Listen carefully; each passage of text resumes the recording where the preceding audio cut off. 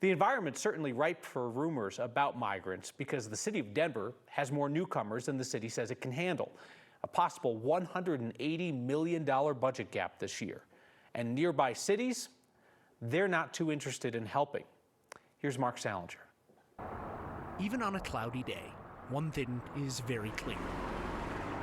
No other cities are stepping up to help Denver deal with migrants. In Colorado Springs, we definitely do not want to welcome this crisis to our community. From El Paso County, the impact so far in Boulder has been pretty minimal, to Boulder and pretty much everywhere else in the state, cities are not answering Denver's calls for help. We are working on trying to build a coalition of other cities who say, we think everyone can do their part. For months now, leaders in Denver have asked other cities to step up.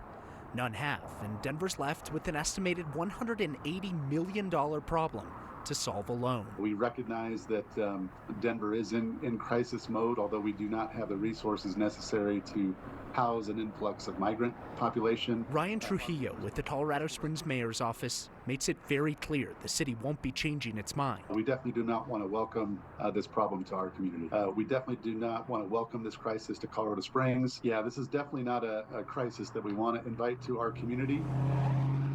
In Wheat Ridge, a deal Denver tried to make with a private hotel to house migrants fell apart before it was even finalized. In Lakewood, the mayor says any migrants needing services there will be referred back to Denver. And in Aurora, Denver was forced to close a hotel shelter it had rented out for migrants once the public found out about it. Smaller communities mean we just have fewer of the resources available, fewer sheltering options available as are in Denver. Elizabeth Crow with the Boulder Department of Housing and Human Services says the extent her city is willing to help Denver is allowing employees to volunteer at shelters. We have for the last year or so been enabling our staff to go down and work some shifts at sheltering operations in Denver, and we'll definitely continue to promote that opportunity. No one denies there's a problem in Denver, but no one wants to make it their problem too. We definitely do not want to welcome this problem to our community.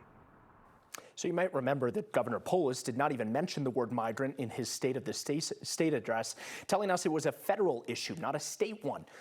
Leaders in Denver might argue with that. Several cities that we contacted today, like Aurora, for example, also said that this is a federal issue that needs to be addressed on the federal level.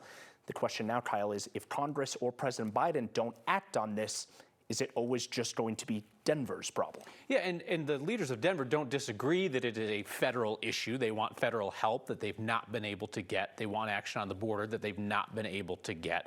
But Denver has put itself out as a welcoming city for immigrants, and that's truly being put to the test. Messaging is very important here. We hear that from everybody. Denver has, since this crisis started, said we are a welcoming city. People will get aid if they come to Denver. You look at Colorado Springs, for example, that says don't come here, you are not welcome here. So far, Colorado Springs hasn't seen any migrants. All right, Mark, thank you.